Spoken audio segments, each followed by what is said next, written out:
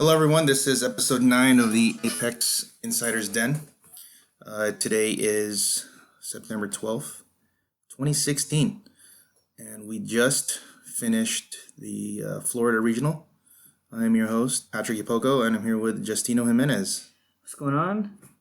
So this weekend we had, we went to the Florida Regional, which was run by the great Ryan Morgan from Glass Cabinet Films, and he was also he was organizer and the judge, but the head judge was Scott, who did a great job.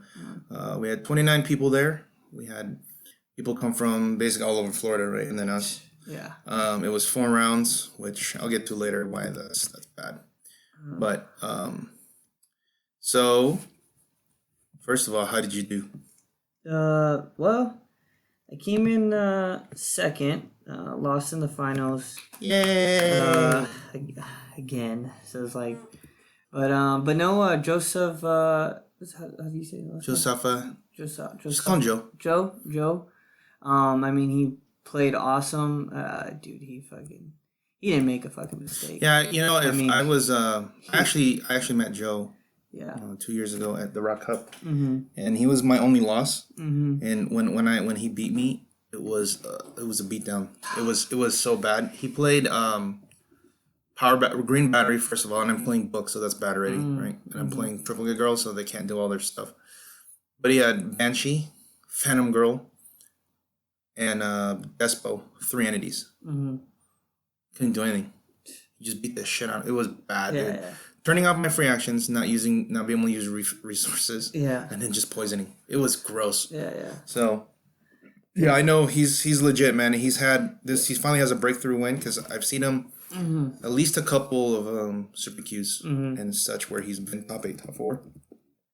So Yeah. I mean, he great guy too. Yeah, real cool guy. I mean, he came out with some tricks out of his hat. Man, we'll get to that. Yeah, that's that Joe and his bag of tricks. Jesus. Yeah, it was pretty. Not to be confused with a bag of dicks that they would talk about on Critical Clicks. All right, guys. Yeah, we don't really like talking about dick. So, but he's part of that crew from Miami. They're new. He's been playing for a while, but the guys, Jared Buffington, Todd James. Yeah. And then they say the other Isaiah and Roberto. Yeah. They're the two outliers. Yeah. That Isaiah he topped top 4 too. So 3 of them finished top 8. And Joe won, but that team right now, I like to call them KC Hero. I should just call them the KC Hero Clicks, but I know he said that Joe's store is called Holy Ground, so they're called right now Team Holy Ground, and I know Jared's like, no, we gotta change it. So they're no official team yet name, right? But these guys are all gonna be at the ROC Cup. Yeah, these guys are legit, man. Watch out, you're hearing it here for. Yeah, this is. I know they've only started playing less than a year ago, and they're already. Well, they do have a good teacher. Yeah, I really liked how they all had Joe's School of Hero Clicks. They all had different teams, right? Everybody played a different team. It was pretty cool. Yeah. To see that, just a variation between all 3 of them. They're all good teams too. Yeah. I mean, Isaiah's played a Devil Dinosaur, so. Okay, so let's do this. Let's go with. So the top. So the format was standard modern. The newest sets, Superior Foes, and then obviously Civil War is legal too. So people could. I haven't really seen too many, except for maybe a Taskmaster here and there, and maybe an ID card. But this was the return of Krang. Because the top 8 had 3 Krangs, no Quinjets, even though there were at least 3 that I've seen there. Yeah. So no Quinjets, 3 Krangs. So now, and that's another thing I was talking about, telling them the format is evolving, where now you are seeing a lot of Quinjets, and now you have to figure out how to beat it, right? Because you're seeing a whole bunch of them. So now there are teams specifically built to handle a Quinjet. Yeah. For example, let's look at the 8th place, which is also the same as I believe the 6th place team or the 5th place team. But these guys are buddies too. 8th place was Ricardo Correa. Yeah. And he was playing Prang, Seyfried Baxter, right? The same stuff. 2 ID cards. In this case, it was Spider-Man ID and Luke Cage ID. because he said he didn't have Shield and Nightwing. Oh, that's Ricardo. He plays these. But the innovation here is Ant-Man. So the sideline, Luke Cage, Civil War, Spider-Man, the 80.1, and then 7 different morphing Hank Pyms. But the main plan for this and the 5th place team that I saw, they just sit back. They don't go out. Yeah. They just stay back and make ants. And if you get anywhere near striking distance, Krang will come out, hit, and run back. Yeah, that was my first mistake playing him the first time because I kind of crept up. Yeah, and then he picked off somebody to run back, right? Well, yeah, he picks him off, ran back, but then also he used those ants as meat shields. So it I was like, dude, now I got to get through these ants because I thought he was gonna move them up and try to come. So I was like, I can outrun him. But then he goes, how many did he make? He had made 2. So by the time I crept up, but I was thinking he was gonna move up. I'm like, dude, he's not moving up. And I'm like, I didn't. You know what? I thought they were using it for the empower thing, but no, he uses them as to block and also to if you don't do anything, they will come up and just poison you. Yeah, because eventually he's got enough. A team that has, let's say, Atomica. There's no damage. It only takes 3 clicks. She can get poisoned really quick, and he can just stay back there. So you eventually have to move about. At least if you want to strike him, we're going to have to move at least halfway across the map, right? Yeah. Like, if you're going to have range or whatever. But then that's when he goes, okay, you're going to be up there. Then Krang comes out, boom, and runs back. And then now here's more ants. Exactly. So I've seen him and his buddy, Mark. I think he was 6th. No, he was 5th place, yeah. They put the same, Mark Landis. This is what Mark also finished top 4 in Dragon Con. And he played he played the same team that they played. Oh, wow. But... excuse me. He played Batman ID card and Shield level 7. Okay. So it's a little bit stronger because he's got Batman and Nick. Batman, which Batman is he popping out? Do you know? The Trinity War. 150. Oh. Yeah, he can use support on him. Or he can range shot pulse or whatever. Call him in support. Yeah. Or he could just shoot. Yeah. He has range shot pulse wave. Yeah. But so the Krangs are still around. They're evolving now because now they can. Mark actually played 3 Quinjets. He beat them all. Yeah, that's pretty. Because he just stayed back and let the ants poison. Yeah. It's like, well, you're gonna poison. Like eventually, Jarvis or Atomica or Henry or whoever, they're all gonna die through the poison. And then now they have to come up, and now Krang hits. Yeah. And if you waste an ID card and you're only killing ants, it's like, you're losing the points. Exactly. So that's a new thing that I think going forward we should look at. Because I know instead of drone and box, drone and box is 50 points. You just play Ant-Man instead. So that's something that I think could be a real player. It's been 2 events and they finished top 8 both, or top 8, top 4. Yeah. Both times. So moving on to the other prank team. This one's 6th place. We'll get to 7th after, but 6th place was James Hopkins. It's also another Krang, but he has the same 3 guys: Krang, Seifert, Stock, Baxter. But instead of the drone, he's playing He's playing the War Wheel and Atom. So instead of playing the 30-point drone, he split it into 2 Colossal Retaliators. That's good. And War Wheel can actually carry Krang because the thing moves 9 squares, right? So, and it can also, he also has, here's the interesting thing. He has Rock of Eternity on here. So it says he has 3, I think it's too many points.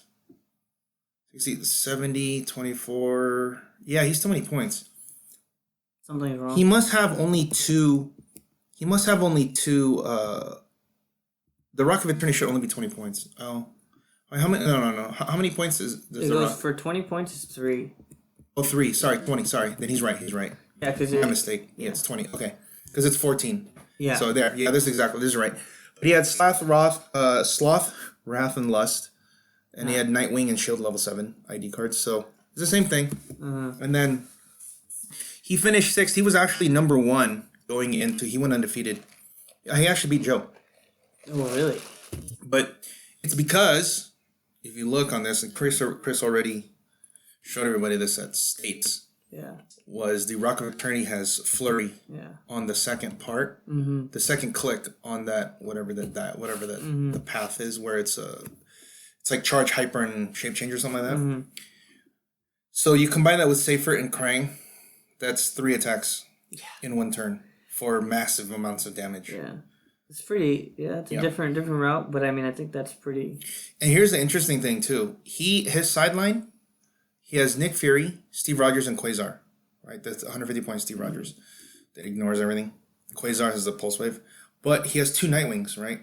One of them is the 25-point Nightwing from Fast Forces, which means he can call him in with Baxter or Seifert and then outsider somebody. Oh, 25.1. Okay. He can outsider someone and then Crank can just go hit. Right? That's really good because that's something you normally can't do. Yeah. Because you can't really call anyone in, but if he chooses to go with the Fast Forces one, Seifert and Baxter are going to be able to call someone in. Mm-hmm.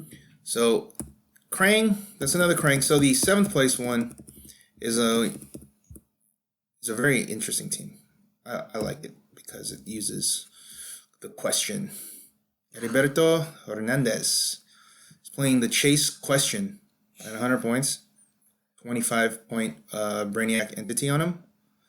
And then he has Nighthawk Prime, Fast Force Jean Grey, Ultron 6, Drone, Pandora's Box with Envy Wrath, and then 2 ID cards, level 7, Shield level 7, and Captain America. And he uses the Age of Ultron 102 Captain America. I don't know if that's the 102 Captain America? Age of Ultron 102. I'm wondering if that's the Classic Avengers 102. Let me look at it real quick. Because I'm wondering if that's the one from the Fast Forces. Let me see here. Let's look it up. Captain. Go and look it up. Anyway, he finished 7th, and he's also part of that team from Miami. But using the question, it's really, really good with the Brainiac because there's a lot of staying power. Which one is it?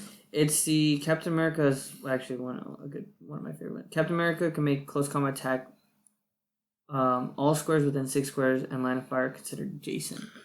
So you can get in that 5. He can go 5 and then hit from 6 charge. And then he can use leadership.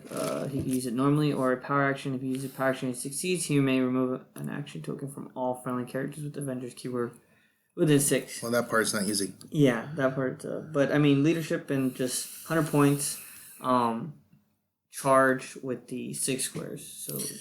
He's using. Okay, so he has It's a Nighthawk Prime team basically. So he's using the I like to call the debuff. Nighthawk Prime where you don't get your bonuses. And Jean Grey and the Ultron he has. So the Jean Grey Ultron drone package here I don't know how strong it is because he only has 2 ID cards. So those can go real quick. But that's probably why too. I mean, not having extra depth. I wonder, but he has Envy Wrath. I wonder what he put on question. I would assume he put Envy on question, but give him ESD. Yeah. And then doesn't he have reflexes up front? He has common reflex. And then he said he has an entity, Brainiac, so he's getting impervious. Which I think he probably wanted Brainiac for the sidestep, but then... there's already... But yeah... Oh, no, he's not going to get the Brainiac, because if he's going to go imperv, then he has the Envy for sidestep. Oh, he probably wants... why does he go with Brainiac? Because Brainiac already has outwit. He already got precision. Imperv. You said it. Yeah. I guess... Yeah, that's pretty much. And then Nighthawk Prime probably gets Wrath, I would assume, because he has ESD.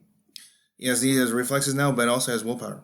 Yeah, that's pretty good. So this is I would like to see how this because this is a close combat team. So I don't know how. I have a feeling that he probably picked up a couple guys pieces and just stayed in the back, and then because you could do that with the all free TK with Ultron or Jean Grey Ultron hits, and then TK back, Nick leaves, and now you're down like 25 points or 30 points or whatever, and now you gotta come across. Yeah. I don't know, and then when you come across, the question's ready. Yeah. No, that's a very. I like to see how that played. I wonder if they recorded that one. Yeah.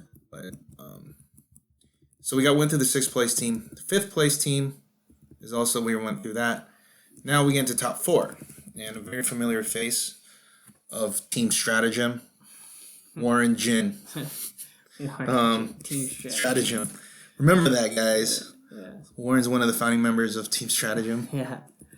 And so he's played his team before, but he upgraded a couple things, or he changed a couple things. But he has Solaris at 150. Yeah. Go ahead and look it up, guys. Solaris 150. Seyfert and Baxter. So it's the same combo, right? Except that it's Solaris. He has Atomica, Brimstone, Betty Brant.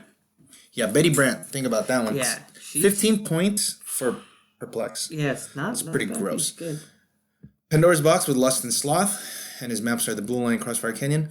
No IDs, no entities, he's just a very potent attacker because of a couple things. Number one, Solaris will have he'll have Sloth, so he'll have I believe he's a 19 defense. He's an 18 up top. That one's 18 up top. But then he has a 19 with Sloth. Yeah. So if you hit, and he's quintessence, so you cannot win him, so you have to do a penetrating. So if let's say you do manage to hit him, if he clears, Sloth heals. Yeah. If you hit him for a little too much, Baxter can heal him too. So that's a double heal. Yeah. And then he can also do a double attack because he could go the Seyfert attack and then Solaris pulse waves, right? Can size that pulse wave, whatever. But the other thing that he does is very, very cool is he can Colossal Stamina with after, if you work, because turn one he's gonna turn one power action, put on Sloth. Then turn two, he's gonna power action with Seyfert. He's gonna run up there. He's 10 range. And he moves 9, and then +1 from Baxter, whatever, and then he can shoot. And then he can shoot again. So if he kills something, whatever. See, the problem is a 10 attack. However, between Betty Brant and Baxter, he can get to a 12. Yeah. And he already ignores hindering. 10 range, like I said, he can see over characters now. And he's doing, I think, 4 damage. Yeah. So I played against him in the Swiss rounds, and with having Betty Brant in the back, perplexing up the damage, and then he's pulse waving you. The pulse wave options with that is pretty gross, and then he can get up to 5 or 6 pretty quick. And then being able to heal. I hit him once hard, and then he just goes, "Oh, I'm gonna heal." I'm like, "Oh, Jesus!" And I'm like, dude, I have to somehow manage to finish him off, and then you either waste your attacks on Baxter, but then he's gonna Colossal Stamina hit you again. So it's like, and then he's got a stop click. So yeah, stop click, and then with healing from Baxter and Sloth, it's gonna be hard to kill him. It was definitely. But if you just hit him for 1, he does lose his movement, which means it makes it a lot easier to deal with him because he loses that. He goes from like a 9 movement to like a 4 or something like that.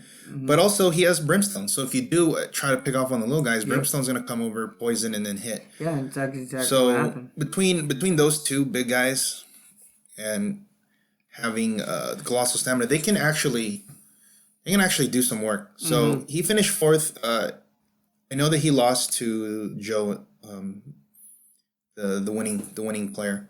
Yeah. But it was a close game. They went to time. But this is a very solid team, and I know he's played this to another top 4 finish or top 8 in Alabama. So this might be something that we could see as a different robot team. Because you can look, it's just Seyfert stock. It's Seyfert, Baxter, Box. But you just change Prank to Solaris. Yeah, that Solaris is really good. He's no joke. He's got problem in the middle. He gets problem in the middle. He's got his outwit, I think, on the top. And yeah, he's really good. So now that we have one really different team in the top 8, but kind of different, but not really, because it's a chase question, but it's like Nighthawk Prime, Jean Grey Drone. Those are kind of like although Nighthawk Prime, like I was saying, is starting to see more. The 5th, but this one's the first real different team, I would think. Solaris, because you never play him. Yeah, nobody ever. And he's playing Betty Brant. That's not as a retaliation, at least. Yeah, I know. So there's that. So the 3rd place, which is another different team. Yeah. Isaiah's Denisi. I'm not sure how you say it. But Devil Dinosaur. Woo! Yeah. Team Failboat. Mr. Migsy at 70. Nighthawk Prime 65. Ultron Drone 30 points. And then 20-point box with Sloth and Envy. 3 ID cards. Black Canary, Nightwing, Shield level 7. It's your usual suspects for the sideline, except he adds a Peggy Carter. And his map is Bank Heist Neighborhood. But so this is a Devil Dinosaur team. But if you look at the shell again, it's Nighthawk Prime Drone box. So he's just playing Devil Dinosaur to add a little bit more variety because now he can make 3 different Pogs, right? And then he can use Migsy's because I know he does. If you were to look at it, Migsy doesn't have a way to get to second click very easily. Mm-hmm. But from what I've seen, he uses them usually for the die roll. Right? Yeah, the die roll. And then if he happens to get to the second click, then he'll come out there with him. But really, it's a Devil Dinosaur Nighthawk Prime. Yeah. Where the other thing you can do, I believe, with Devil Dinosaur is Migsy can get on the second click, make him tiny, or make Nighthawk Prime Colossal or whatever, and then Nighthawk Prime can carry Devil Dinosaur. Mm-hmm. Right? Did he do that? Did he do that on you? When I played him, well, I took out... Like, did he carry him? Well, the one thing was I took out the Migsy second turn. Oh, that's probably why. Okay, so you didn't get to see it. So yeah, I didn't get to see him. I took out Migsy like their second turn. Mm-hmm. I just charged in there, and then because I picked Hank Pan's map and he moved all his Pogs in the center. So I was just like, okay, well I'm gonna wrap her on the side. What did he make first? He made the running shot second blast, guys. Okay, so Yeah. So because what I see here, the problem with Devil Dinosaur, I know everyone knows this, is he moves 2. Yeah, that's what helped me at the end, because... So, yeah. The reason why Migsy's on here, mm-hmm. I would think, is because he's going to either make Nighthawk Prime or Drone Colossal, mm-hmm. or even Migsy Colossal, and then carry Devil Dinosaur and someone else, because he flies. Yeah. So you can carry 2 guys if he's Colossal. Mm-hmm. Now, Nighthawk Prime is also there. This is the second Nighthawk Prime in the top 8, and it's there for the debuff again. Mm-hmm. And he does have the 3 ID cards for backup in case something happens to Devil Dinosaur or Migsy. But if you really think about it, he has legit 4 attackers. Mm-hmm. And then, or more if you count Devil Dinosaur. Yeah. Because Migsy's Pulse Wave is good.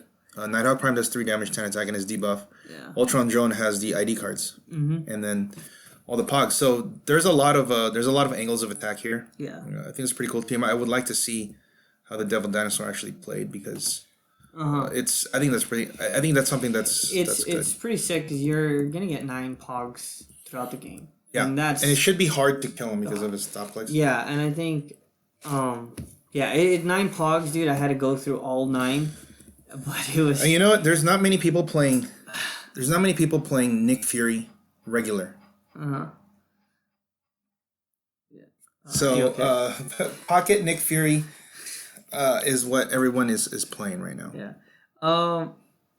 Yeah. I mean, he with the Devil Dinosaur. I mean, I think I kind of maybe nipped a few things right away. Yeah. And well, your team's fast. We'll get to that right now, actually. But that was a close game, right? You were able to pull out at the end. Yeah. You left alone Devil Dinosaur, right? Yeah, I left alone Devil Dinosaur because I with Speed Demon was left, and I'm like, dude, you're not gonna kill. And you had. I had Chameleon left, which I changed to Nightwing. And I'm like, dude, I'm running away. I was like, that's it. Okay, now speaking of a really cool, might be some bias here, but a really cool new team that no one has seen before, and I know everyone was giving you props for it. Yeah. But you were second place with the Sinister Syndicate theme, with the Elite Dr. Octopus, Speed Demon, Chameleon, yes, Overdrive. You were there. And Avengers Roundtable, a full. Now, you have Triathlon, Black Canary, Shang-Chi, Iron Fist, She-Hulk, Hellcat. And then Triathlon, Black Canary, Shang-Chi, She-Hulk, Hellcat, and Daredevil. Yeah, Daredevil. You're asking how? Why? Dude, it was sick, dude. We were at the shop, and I don't know who the heck was buying a Daredevil piece, and you're like, oh, hey, he's actually Iron Fist. His real name is... Danny Rand. And I'm like, what did you just say? And I'm just like, wait, what did you just say? He's like, yeah, he's Iron Fist. He's really Iron Fist. You can call him in with an Iron Fist ID card. And I'm like, dude, +1 attack or +1 damage. I was like, that's exactly what my team can use. So I switched him out. But also because Daredevil has an 11 attack. With close combat expert and wild card. Wild card. Sharing really good for the team. Yeah, Sinister Syndicate, you're sharing the team ability if I call him out. He took out some figures in the tournament. I mean, dude, if I needed the 13 attack and my guys were weak, I mean, dude, the 11 attack and then close combat expert. So just to give a background on this team. Yeah. Aaron Cantu came over it's to test for the U.S. Cup. So he came all the way down.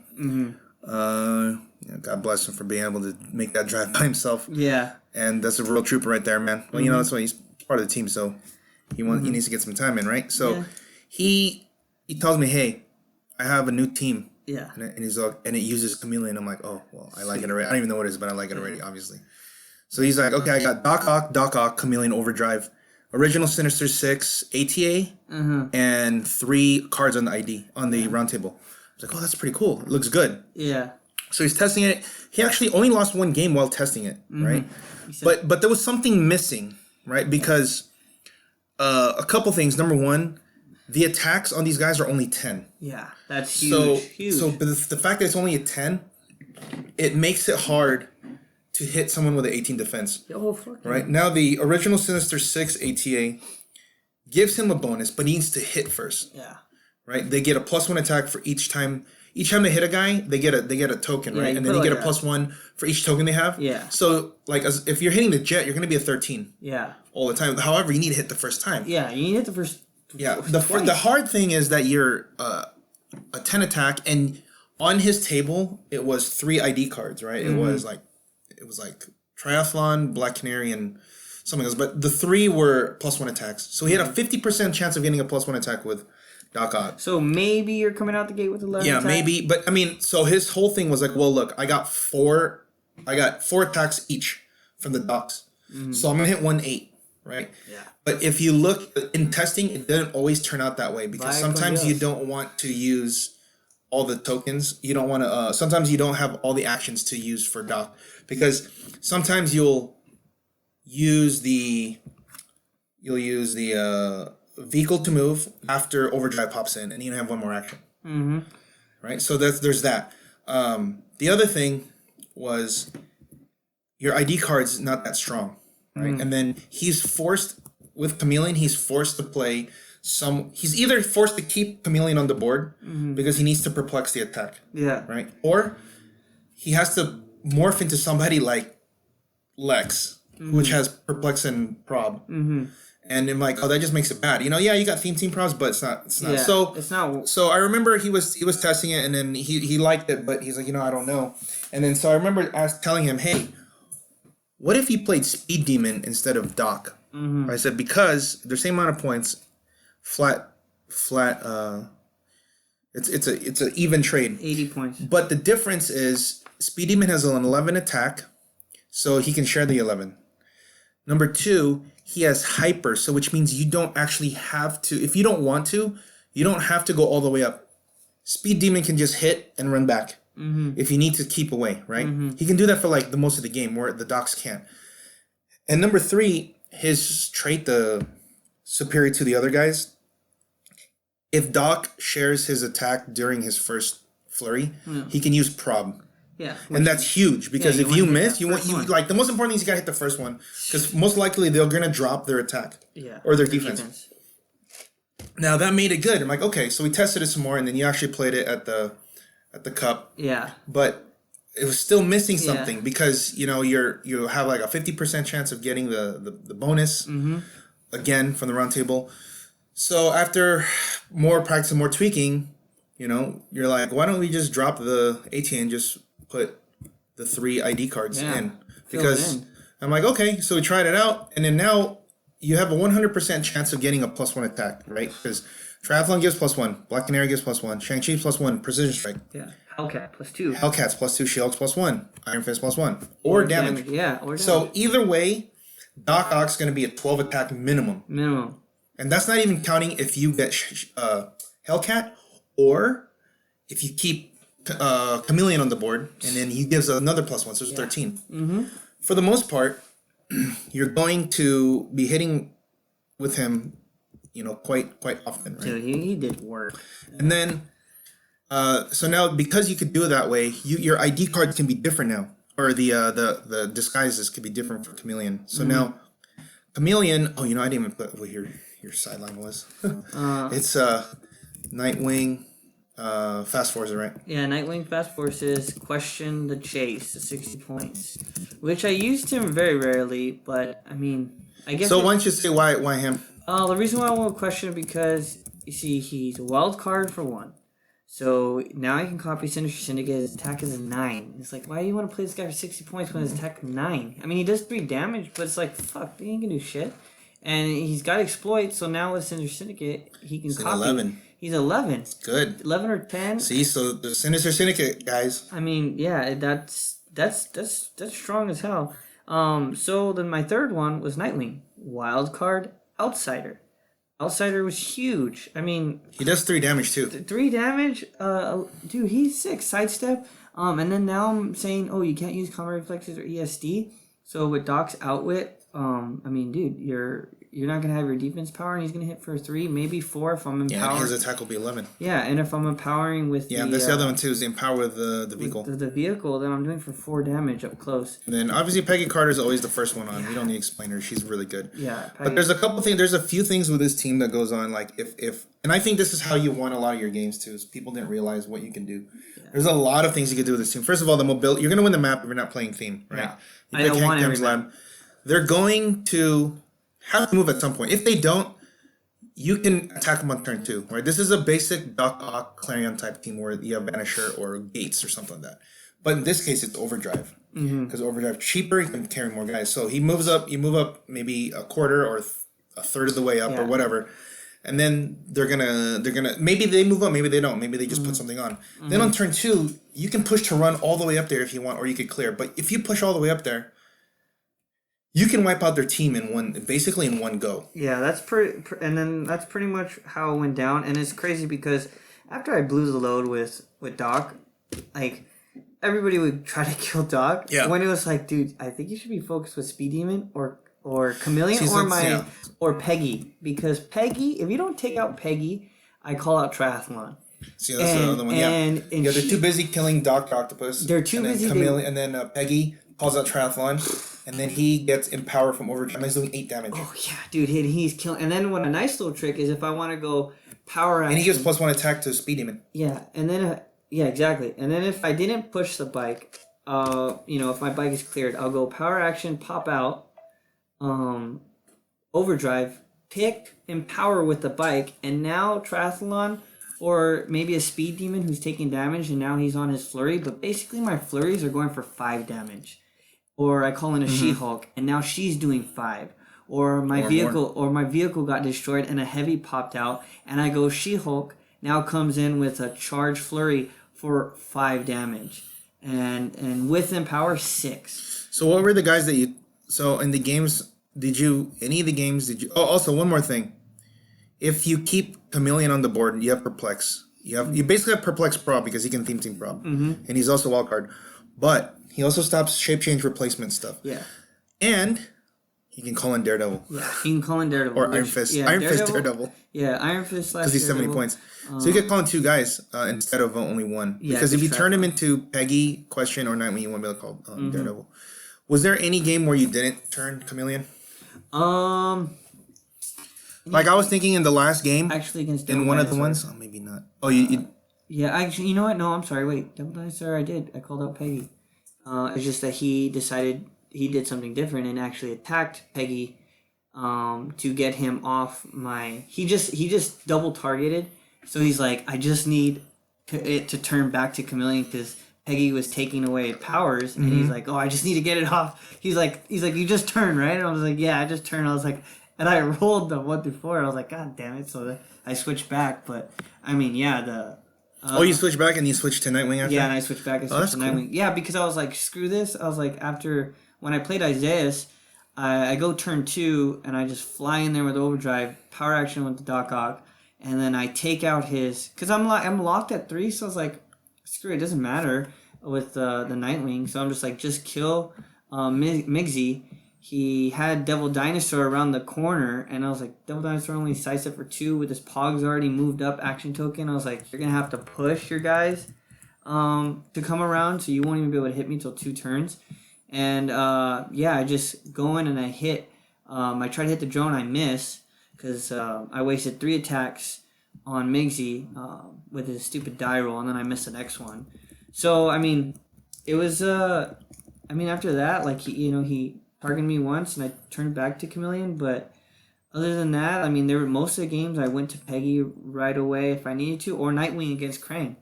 You know, so Why? The reason why, dude, when you go Outsiders Krang and then Krang goes, oh shit, now there's no point of doing the +2s, and all I'm doing it for is Giant Reach or Colossal Stamina. I'm and like, you take damage. And you're taking damage. I mean, the guy. Yeah, I mean, one game I almost messed up. If you guys will watch the videos, I don't know if you're gonna post them up. Yeah, I'll put them. They'll be up this week. Like, almost costing me. That was so crucial that I didn't call Outsider. But I'm like, dude, it almost cost me the game. And yeah, you're lucky that he went Colossal and killed himself. Yeah, he should have just went Giant. Yeah, he should have went Giant. And I was like, he went Colossal. I'm like, he's dead. But yeah, luckily that happened. Luckily that happened. But seriously, dude, just outsidering. I mean, they were like, oh no more ESD, no more combat reflexes. So this is actually the only real close combat team. Yeah, it was a great team. I had a lot of fun playing it. It was just, unfortunately I couldn't even win that last match. It felt like I got picked apart. Yeah. So speaking of the first place, Josafa. Yeah. Jesus. Josafa awesome. Jesus. I don't know. Joe. Call him Joe. But he played it's a shell of what Kevin played, right? It's similar. It has same 4 guys as Migsy, Jean Grey, Frogman, Ultron 6 drone. So that's 4. But then, instead of the table, he plays Pandora's Box. There's Greed, Wrath, and he has World's Finest. The super rare from World's Finest, right? And then he has 4 ID cards: U.S. Agent, Shield Level 7, Hawkeye, Triathlon. It's funny because we were talking about we have U.S. Agent. It's because to stop Midnight Suns. Yeah, well, you asked him. Yeah, but there were no Midnight Suns there. Yeah, he has some really sick tricks with Hawkeye, with Frogman, Shield Level 7. Triathlon is really good. I mean, his team was, it was pretty gross. It's basically the same type of tricks that Kevin did, but I think there's more. Oh yeah, upper level. He did some crazy stuff. I mean, you guys need to watch the videos, which I recorded the top 8. Actually, I think we recorded all of them between me and Jared and I. I recorded almost all of them because I recorded yours and he recorded Joe's. He actually swapped because we swapped, and then we did. So we did 1, 2, 3, 4. There's 5 matches. We did 2 in the top 8, both top 4s, and then the final. So we have 5 videos. So just be on the lookout on the YouTube page, guys, and you'll see how crazy this World's Finest. I don't think died once. It's only 3 clicks. Only 3 clicks, 75 points. But you can't outwit it. Yeah. You can't. Okay. You can't counter. Yeah. What are the traits? I'm looking at it right now. We had to bust it out because we're like, dude, we're gonna play test this today, and on the Superhero Showdown. And his first trait, World's Finest team. World's Finest powers and abilities can't be countered, and their combat values can't be decreased. And their defensive power, which is Bruce, tell me when to dodge and when to take the hit. World's Finest can use combat reflexes and toughness. 18 defense with combat reflexes, and then he gives them, I believe, greed. Was it? What was it? Greed. He would change. He would either be Wrath or Greed, depending on what he had to go up against. Like if he had to go up against, let's say, Nighthawk, he'll put Wrath. Okay, but if otherwise it's Greed because he has ESD and combat reflex. So he's a 20 defense, basically 20 defense forever. You can't perplex him down. You can't outwit him. You basically have to you have to waste a nick to kill a 75 point guy and say he can't use ESD, but that's a lot of resources just to kill a 75 point piece, and that's maybe if you hit him because it's still you need a 7. 11 on an 18. It's tough. So I mean, dude, he's a broken piece. Yeah, so we'll see. Well, I'll be uploading it. You'll see all the crazy tricks that Joe had up his sleeve. He's one of the better players that I've played against. He's really good. He's really super nice too. Yeah, really cool guy. Real cool guy. Now afterwards, we all decided to because we met. This is one of the cool things about traveling and going to these things. We get to meet and hang out with the coolest people. So I surprised Leslie and Warren, much to the chagrin of Warren, but for some reason Leslie was excited. But But we all went to watch the UFC at a local sports bar called Duffy's, and Ryan went, Warren, Leslie, Jared, and Todd. Yeah. Of the Team Holy Ground. Team Holy Ground, yeah. But we went to watch the fight with them, and it was really cool. Yeah. We all talked about Heracles, watched the fight, had some good food, just shoot the shit. Yeah, it was awesome, and made some basically friends for life there. Yeah, and it was so cool having, we have the same interests, and it was like everyone was so enthusiastic. Everyone was enthusiastic about rock, about the format, about the game. Yeah. So it was really cool. Can't wait to hang out with those guys in Atlanta, and I know that they're gonna be bringing. You gotta watch out for Joe. Yeah, he might come up with some shit. Yeah, he's definitely scary. Mean because when that last match, it was might have to smooth talk Todd and Jared to give us some intel on Joe's shenanigans. Hey, what's Joe stirring up there? Because his bag of tricks. You're gonna have to see it in the Superhero Showdown. We're gonna have to showcase that. Yeah. But I mean, dude, it was and then in this, so now we saw in the top 8. I was looking. There was Chameleon in there. Yay. Yeah. That's I'm excited. Chameleon. Yeah, I convinced Justin to play that. No, you didn't really convince me because the team was good. Yeah, and the good. piece, obviously. The piece is solid. I know a lot of people were asking, they're like, "Oh, how's Chameleon now with the nerf?" And I'm like, dude, he's not really nerfed because he's just not busted. I mean, if you already have shape change with the figure, then it's like you're not losing anything. Yeah. So the only thing is you're getting whatever the figure is. You're a Swiss Army knife. You get to pick. You get to see your opponent's team and say, "Hey, I want this figure." It's like what the fuck now? You totally counter their teams. I mean, being able to switch between Nightwing and Peggy, and then being able to attack with Question if you can. Yeah, that's really good. If I needed to, I guess really Question was there for that last push. Like if you need it at the end, if you lose all your guys. Yeah, if I lose all my guys and I need him to come in or whatever. I mean, Question. Does he have outwit on that click? He gets it depending on. He'll get it on the second. Oh, but he click. doesn't have it on the top. Not on top. He gets it on the second. He starts off with exploit. Okay. So, I mean, it just depends. I mean, I think the real main thing with Chameleon, he's just a Swiss Army knife. Maybe Question could be changed out because. So that's the maybe. Yeah, that's a maybe if anything. Because originally I said Triathlon. Yeah, Triathlon would not be a bad one. I think you got to charge Flurry with Empower. You can just straight up. Yeah. If you're going up against a team that doesn't have maybe much reducers, you just go Triathlon and just be like, here we go. Yeah, let's go, bitch. Fucking 6 Flurries. Or maybe 7 if you have fucking Speed Demon on his, right? Because you're going true. two Flurries. No, 2 Flurries. It'll be 4, 5, 6, 7, 8 attacks in one turn. There was Chameleon, there was Devil Dinosaur. Now this is the second Devil Dinosaur team we've seen because the last one won Dragon Con last week. Which we didn't really go over, but it was a Devil Dinosaur Living Lightning team, which we'll be focusing on tonight at the showdown. But there was also Betty Brant that Warren played, and that's something that I knew that would be 15 points. Yeah. I mean, okay, so you're gonna play. Your choices are a Retaliator, Adam. Or Henry, yeah. Or do you play Betty Brant? Yep. Who has Perplex? Maybe support if you need it. But main thing is 15 points to Perplex, and she's not just 1 click. She's gonna be 2 clicks at the end, which might or might not matter. But the Perplex is so that those are the 3 for that point value. Those are 3 that you think you know. Yeah, Warren, when he actually used Betty Brant, actually, I liked how he used it because he put a relic on her with the box so that when he gets on the prob, he either gives her prob. Yeah. And I was like, dude. She has proper Perplex. Yeah, so now she has proper Perplex. I'm like, dude, I was almost considering killing her one turn. And I'm like, do I worry about Solaris or do I worry about this Perplex prober piece in the back?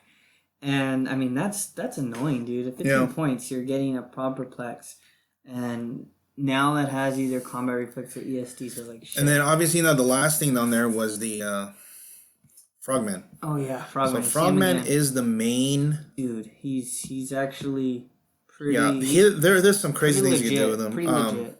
He actually got me on one of those. His other trait where you knock someone and kill them and you token everyone. I didn't see that one coming at all. Oh, that was pretty yeah. bad. That's what you said though. So yeah, how exactly did that happen? What do you do to so how you do it if you can is you hit someone to their last click and they're soft. And it has to be someone but they have to be within, that guy needs to be within 4 of their whole team. Yeah. Frogman goes over there, knocks them off a building into a wall or something and kills them. And when they die through the knockback, Frogman tokens everyone within 4 of that guy. Oh my god. So if you called in, let's say you do it on a call-in with a drone, he's gonna push your drone. Yeah. And then you can do it on, he can push the guy, let's say there was a guy that was carried. Yeah. Now you push the guy that carried. And now that guy is stuck. Yeah. And then you can push the main attacker, which means next turn, that guy has to push to attack, but you lose his tempo. Yeah. Right? So there's a lot of things you can do for 35 points. He's a little annoying. Yeah, and he's 5 clicks, he has toughness. You're going to have to... Yeah. I looked at his down, and I'm just like, 5 fucking clicks? I'm like, dude, like, I have to waste 5 damage. I have to... So I was like, okay, Doc, because he's got toughness throughout most of the Dow, I think, right? I was like, Doc can't even kill him with 2. I have to burn an outwit or have to burn my cannot use with Peggy. And I'm like, damn, like I can't even finish off a drone and somebody else because I have to waste 2 attacks to kill a fucking frog. And I was like, dude, this is stupid. I was like, that's... So the other thing I wanted to bring this up to, and I know this is it might sound petty, but people who build teams who maybe don't go play or build teams maybe don't do as well. I think it's very important, and this is something that I know a lot of people we're pretty good at HeroClix. And I know other games they give credit. But if someone builds your team, any chance you get, you gotta give them a shout out. Who builds your team? If you got an idea from someone, you have to do that, because what happens is, let's say someone built your team and you want to go off and say, hey, this is my team. Then the next time you're gonna go back to him, hey, let's build something. They ain't gonna help. He's gonna help you because you're like, well, you took all the credit from my last one, so I'm gonna help you. Yeah. So this is kind of like, you got to give credit where credit's due, and that's why I always say whenever there's like this, the syndicate team comes up, I always say, hey, that was Aaron's original idea, because he sent me, and he that's what I'm telling him. He's like, oh I tweaked it, I built it, but the idea and the first template was Aaron's. Yeah. So that's the first thing I always do. Yeah. So, and I think that's very important that players do that. It sounds petty, but really what it is you have to give credit to your friends who are helping you get to where you're getting to, right? So if someone's going to provide you a team, you better damn well thank them. Yeah. Any chance you get on either a podcast, anywhere. If anyone asks you about your team, like, well, I played it, but it's not my team. Yeah.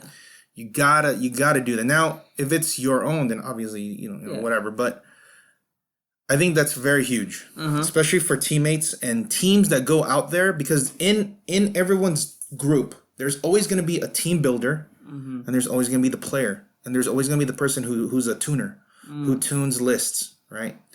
So if you're the builder, sometimes the builder might not be as good as the actual player or the tuner, but that's the guy that comes up with all this stuff. So giving that guy credit will go a long way in making your team stronger, right? Like in general. Because I remember when I used to play the Versus card game, we had a guy, you met him, Joe Boo. Joe. He was the deck builder. He wasn't as good, but he was a deck builder. So he would build these crazy decks, but then every time we go, we do well, and maybe he doesn't do well, but we always do in the interviews or the articles, always give him props because he's the one that's giving us all these lists. He's the fucking one in the background, Paul, yeah, that's very important, So a lot of people don't, and it definitely will hurt you in the long run, because you ain't gonna get no more help after that. Yeah, so it's not. I think this is just a general rule of thumb for just the community as a whole, because if you are part of a team, it is a team effort, and people are helping you test, people are helping you build, keeping it up on the rules, whatnot, all that stuff. So, what else? There are a couple. Let me see what else. There is a region. Oh yeah, so this month there's a lot of events. Yeah. So this is gonna be interesting to find out if there's any more innovations or if there's if this is like what we see, right? Yeah, we have one more less than a month now before. Yeah, we have exactly just over 4 weeks. It's on the 14th to 12th. So we'll see if there's another regional on the, I believe the 17th. Mm-hmm. It's in New Hampshire. Yeah. So that's gonna be the last regional, and then there's Super Qs in North Carolina, Super Qs in Kentucky. Yeah. There's another Super Q. I think there's like 5 or 6 of them this month. So it'll start to form to see if there's any more new tech that comes out from Superior, or maybe there's something that is older, and then it comes back. Mm-hmm. Right, because like Nighthawk Prime was a thing, but not really a thing, and then like okay, it's coming back. You need to see that Nighthawk is a real thing, and also we need to see if there are because there's still the October monthly OP kit, so we need to see if there's anything coming out from that, right? Because there could have been like Doc Ock came out in one of those and it changed the format. Coriander changed the format. Even to a lesser degree, like Shang-Chi and Firestorm, you can ID call them in. Blade, Midnight Suns, Doctor Strange, Midnight Suns, all that stuff. Yeah. So there's always going to be something good. Yeah. Not sure what the next batch of monthly OP kits are, but I think that's something that we need to be a lookout for. And I'm not sure when Turtles is coming out. Turtles 2. I feel like it's not going to be out, but who knows? Yeah, we don't know when. But I mean, yeah, I guess it's coming up down to the wire these last 4 weeks. It's gonna be interesting to see what kind of pops up. It is gonna be very interesting. I can't wait till October. I'm pretty excited. So yeah, I don't know if I want to go. What? It's too much stress. I'd rather just go there. If I went there just to do to hang out. No, just to do the stream. I would love to do that. Yeah, I'm not gonna die, but you know what? Be sick. I guess I'm looking forward just because I personally hated how the way Worlds was run, and I didn't like the whole Swiss round, 3 rounds. Yeah. Oh, okay. That reminds me. Yeah. I didn't like how that is, and I'm just like, dude, I didn't get to really represent Team Majestix, and I'm just like, dude, it was like that itch on my shoulder. That's the reason why it's like. It's alright, man. I did. Yeah, I know you did. I was like, you were? No, you fucking left. I was there in spirit. You left. I was there in spirit. Yeah, Justin was crying. Yeah. So he left before I won. No, so I wasn't crying. Joe was there though. It's cool. Joe was sitting right there. No, I was and Will watch, Will was right there too. I would have watched the stream if the stream was actually a little bit better, but no, I can't. That's karma. That's why you lost. Maybe, but yeah. Either way, I mean. That way the whole event was run, I'm very looking forward to how Rocktober, definitely just kind of get in the mix, so that's what I'm excited for, and I mean we'll be playing the Team Rock. I don't know, see how that goes. So I don't know what else. Why do you got that smirk on your face? Yeah, see, so that's what it sounds like when Justin talks, and there's no one. He can't carry it. What? So, whatever, dude. Anyway, so I was bringing this up to Ryan, and this is something. If any of you guys are running these high level events like Super Qs, regionals, or states, or anything like that, do not do 4 rounds of Swiss. When you have over 20 people or 25 people or whatever. The problem with that is this. So in this event, and this is only because the ROC rules have it set up for each Swiss rounds, which I fought hard to even have the part where you can add an extra round if you want to. Even though, let me just tell you, the proper Swiss numbers are 16 up to 16 players. It's supposed to be 4 rounds of Swiss. 17 to 32. 5 rounds. 33 to 64, 6 rounds. 65 to 127, 7 rounds. Right? Probably should be writing this down. So, the reason why it's like that is because you want to have a good sample with the number of players you have. And it's whether you cut it to top 8 or top 16. This is how the standard, and I can't believe I have to like always explain this. And this is something it's been standard for years on the Magic, Yu-Gi-Oh, there's all the other gaming circuits except for HeroClix, because for some reason they don't understand how tournament structure. All right, and this is even the Rock board, and I've had an argument with them a bunch of times. Yeah, and just the fact that we even have an extra round added there, and that's because I said, hey, we need another round. Because let me tell you why. At this event, we had 29 players. If you go 3 rounds, or if you go 4 rounds, there will be a 3-1 player that does not get in because you didn't do enough rounds. And there was, right? And there was. Chris Griffin. Yeah, and he... Not to be confused with the Family Guy Chris Griffin. He finished 9th with a 3-1 record. Yeah. Now, in any game that has Swiss rounds, if you have 1 loss, you should make the cut. Yeah. No matter what, because you only have 1 loss. Yeah.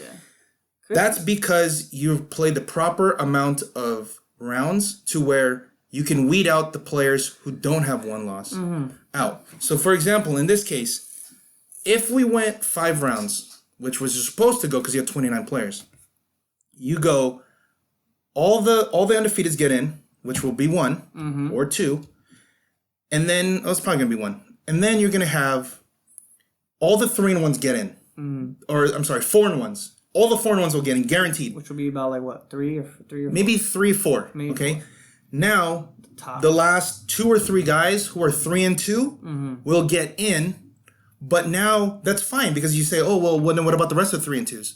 Well, it doesn't matter because as long as the X and 1 guys get in, it doesn't matter. It just means now the guys who got lucky through points to get into the top 8 with a 3-2 record. Fine, they earned it because they got enough points.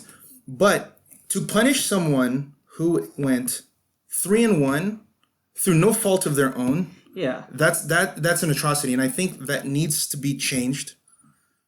And that's something that we'll see at the Cup. We'll see how many rounds we'll go because that I'm gonna make a big stink about that if we do some bullshit and there's gonna be this many players and it's gonna be 4 rounds cut to top 8, right?